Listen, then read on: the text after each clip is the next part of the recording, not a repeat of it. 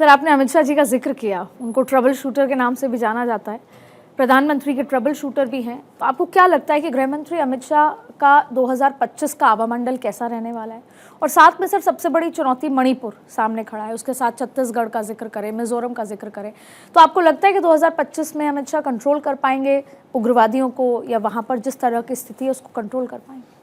पहला सवाल तो है कि आभामंडल कैसा रहेगा। आभामंडल वैसा ही रहेगा, 24/7 जो आदमी काम करता है उसका आभामंडल वैसा ही रहता है। और ख़ास बात यह है कि हर लड़ाई को पहले कागज़ पे कमरे में बैठ के जीत लेते हैं, फिर मैदान में जाते हैं। उनका क्रम, उनकी ये क्रेडिट कहना चाहिए या श्रेय जो है वो आगे भी जारी रहेगा। और बिहार का चुनाव आपके सामने है। मुझे ऐसा लगता है कि नरेंद्र मोदी के जो ओजस्वी भाषण होंगे बिहार के चुनाव में, उनका लोकप्रिय चेहरा होगा और अमित शाह की रणनीति होगी, तो निश्चित तौर पे इस बार जो है अक्टूबर-नवंबर में अगर चुनाव जल्दी होते हैं तो उससे पहले आप ये मानिए वहाँ जो है भाजपा की सरकार बनेगी, भाजपा का मुख्यमंत्री होगा। और उस रणनीति का, ग्राउंड रियलिटी का जो बहुत बड़ा हिस्सा है श्रेय का, वो अमित शाह के खाते में जाएगा। अब जहाँ तक मणिपुर और मिजोरम और छत्तीसगढ़ की चुनौतियों का सवाल है, लॉ एंड ऑर्डर की, तो अभी तक का अमित शाह का इतिहास ये रहा है कि वो जिस चुनौती को हाथ में लेते हैं उसे पूरा करते हैं। 370 चमत्कारी चुनौती थी, उसे उन्होंने पूरा किया। आप देखिए, अब छत्तीसगढ़ में उन्होंने कहा है कि मार्च 2026 तक मैं ख़त्म कर दूंगा यहाँ उग्रवाद जो है। मुझे भरोसा है कर सकते हैं वो, क्योंकि वो प्लान से बात करते हैं, खाली भाषण के लिए बात नहीं करते हैं।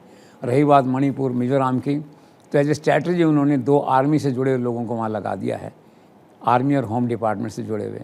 अब आप देखिए, मिस्टर भल्ला थे, होम सेक्रेटरी रहे काफ़ी समय तक, उनको ज्ञान है, उनको वहाँ मणिपुर का राज्यपाल बनाया है।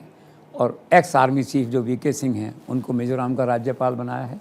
दोनों गवर्नर क्लोज कोऑर्डिनेशन में काम करेंगे, डायरेक्टली होम मिनिस्ट्री के कोऑर्डिनेशन में काम करेंगे। और पहले से ही देखा जाए तो इनडायरेक्टली होम मिनिस्ट्री ने मणिपुर का कंट्रोल अपने हाथ में लिया हुआ है। मुख्यमंत्री सेरेमोनियल है, हटाने में दिक्कत ये है कि अगर हटाते हैं तो दूसरी कास्ट के लोग नाराज़ होते हैं, नहीं हटाते हैं तो ये नाराज़ होते हैं। कास्ट का इंटर कास्ट झगड़े में नहीं पड़ के सरकार ने एक मध्यम मार्ग निकाला है कि ब्यूरोक्रेसी के थ्रू हालात को कंट्रोल किया जाए। तब वहाँ जो 10 कंपनियाँ लगाई गई नई फौज की, वहाँ पे जो है उसमें चीफ मिनिस्टर को नहीं पूछा गया, डायरेक्टली होम डिपार्टमेंट काम कर रहा है। तो मुझे पूरा भरोसा है कि अमित शाह के डायरेक्ट सुपरविज़न में ये जो राज्यपाल वहाँ काम करेंगे और जो स्टेट की मशीनरी काम करेगी, तो ये इशू सॉर्ट आउट ये लोग कर लेंगे, ऐसा मुझे भरोसा है।